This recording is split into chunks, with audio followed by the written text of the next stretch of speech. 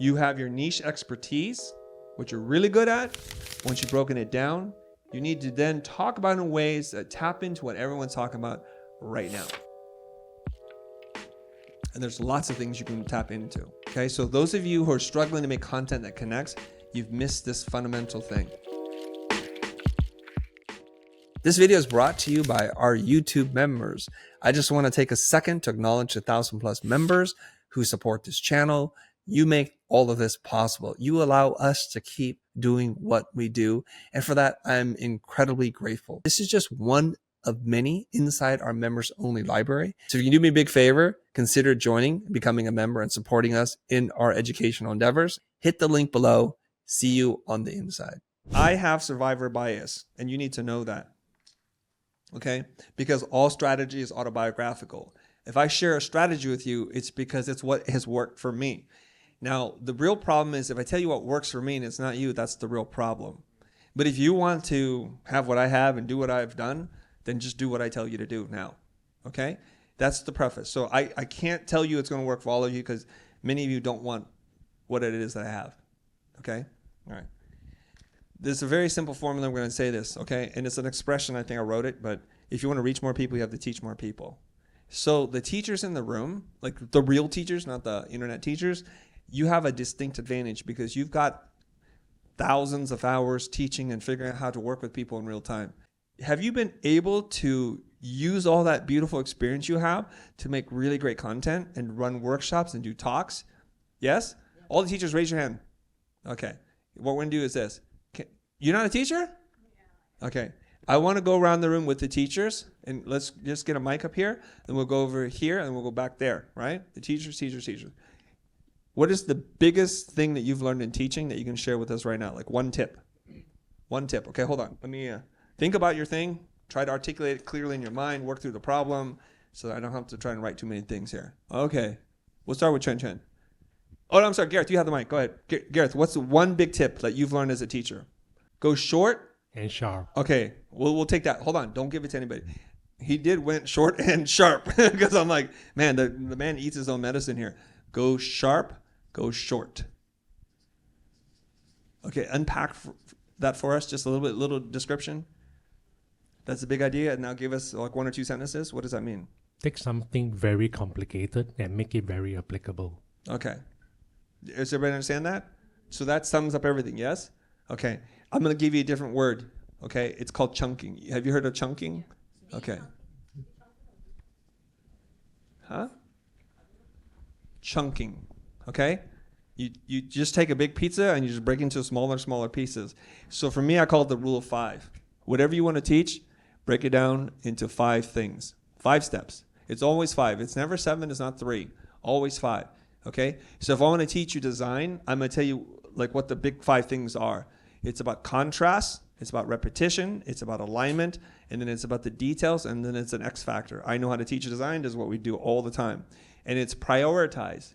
The first thing is the most important thing. If you don't have contrast in your design, it sucks. Okay, and I'll show you what I mean. All right, so I'm just kind of doing this freestyle, right? So let's do 1, 2, 3, 4. And I have a whole YouTube video on this if you want to watch it, all right? So let's say it's contrast. I already forgot what I said. Alignment. Man, you tell me the 5, I bow to you. No, I can't. Okay, good. X factor. That's number 5.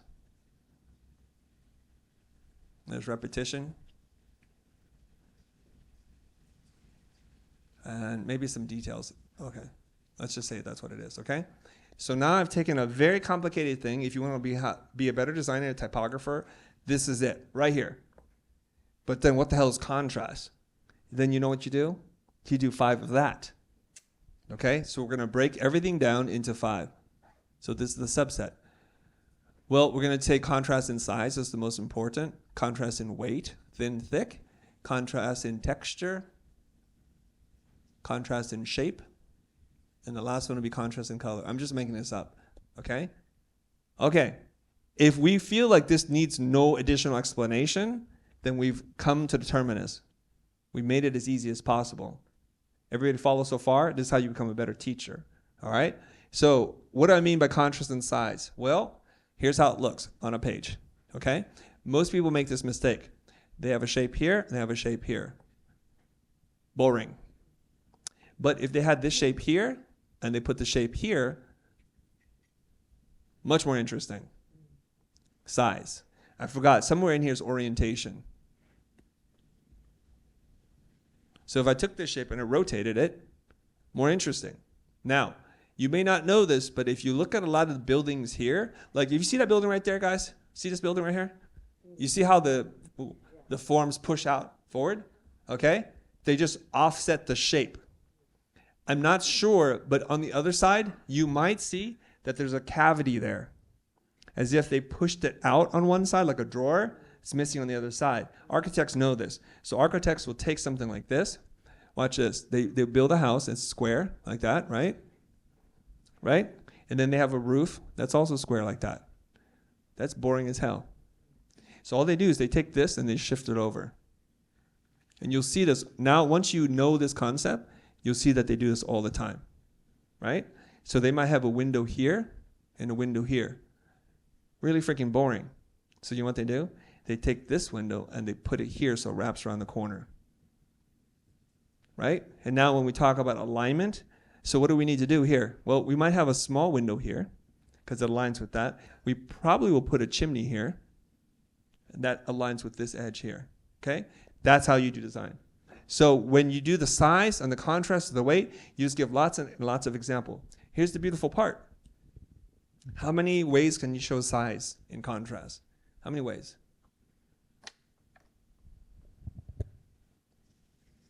That's infinite content. Each and every single one of those. I can show you different weight examples from history, from what I've done, from the 70s, from the 80s, from this designer, from that designer, in architecture, in furniture design. I can show you how we do weights. Yes?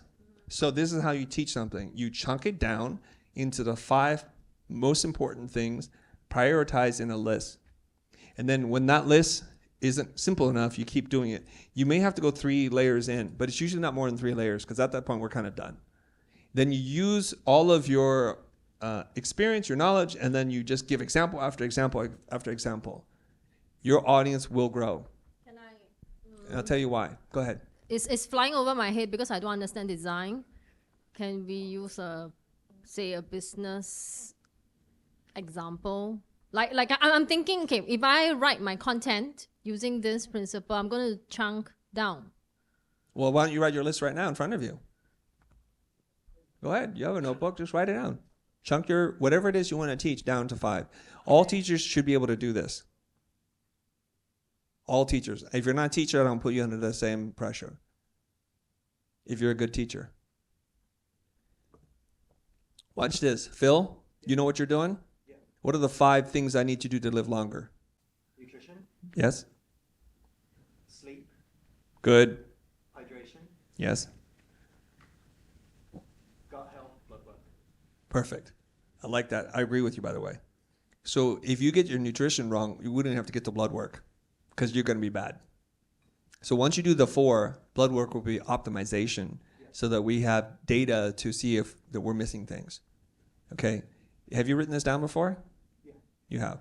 Okay. Break down nutrition for us. 5. Um, Can you say that? Okay. Can we don't hear him unless he speaks into the mic, or Yeah. do we hear everything? We don't hear it. So let's say it one more Sorry. time. Number 1. Okay. Nutrition, sleep, hydration, gut health, blood work. Perfect. Let's take nutrition. Chunk that down 5 times. Balancing macros. Oh, That's a complicated word. yeah, bro. sorry, hold on. You could say Can I say protein, macro? fat, sugar. That's, No? I'll That's what start with- macros are, isn't No, it? because I would want to go into the next level. Okay, let's go. Ma- so you have macro 2, would be you have level multiple 1. levels then. Yeah, macro would be level Okay. 1, but then Okay, fat let's go. protein would It's be you, level you're the 2. professional. Macros. Macros, timing, balance, quantity, quality. Perfect. Then we go macros. Break that down. You everybody know how this is done? Yeah. Okay. Then we'll stop here, all right? This is how you make content, okay? The problem that Chen, you good now, right? Okay. So here's where you guys get it wrong. You make, we'll call it niche content.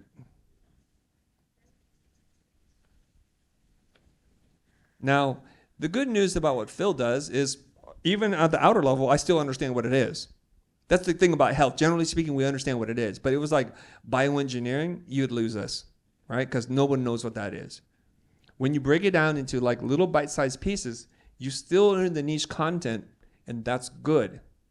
That's what your expertise is. But what you have to do is you have to wrap it in a bubble of something that has broad appeal. You have to meet the audience where they're at. And the way that broad appeal works is you need to find something everybody's already talking about and understands, and then you build the bridge to your niche thing. Okay? That's how you do a knowledge gap. So the example I always like to share is with Neil deGrasse Tyson. He's a physicist, astrophysicist, right? He's a super smart guy. But what makes him really unique, because you haven't heard of no other astrophysicist, I'm pretty sure of it, is he's very human in the way he communicates. He tells stories, and he's very likable. He's unlike any other astrophysicist you've ever met. Yes? That's why he's a household name and why you know no other astrophysicist as far as I know. Yeah? Okay.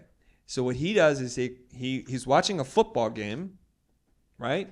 And it's a college football game, and it's a tie, and they don't want to end in ties because it's a championship. Eastern League versus Central League or something like that. I don't watch football. So the way they do is they flip a coin, and the winner gets to pick if they want to kick it, right? So it's a game of field goals. So whoever kicks the ball through the uprights wins the game. It comes down to this, okay? So it's called sudden death. So one team kicks and misses. Now it's the other team's turn. So it's all down to one player, basically the kicker. Kicker goes, kicks, it goes up, it hits upright, and it goes in. They celebrate, everyone goes crazy, sudden death, they win, the other team loses. So he's like, there's this game that's going on, it hit the upright, but based on where this game took place in the arena and the way the earth was rotating at that time of the year, the way that gravity works, it has an X% higher likelihood of going in between the uprights. He took something that people care about, sports, championship game, took a phenomenon and talked about it in his niche way. Had he talked about the earth rotation at the beginning, no one would even care. So the weird thing is it blew up. And he said he only took like 25 seconds to record a video and just talk about why it went in versus going out.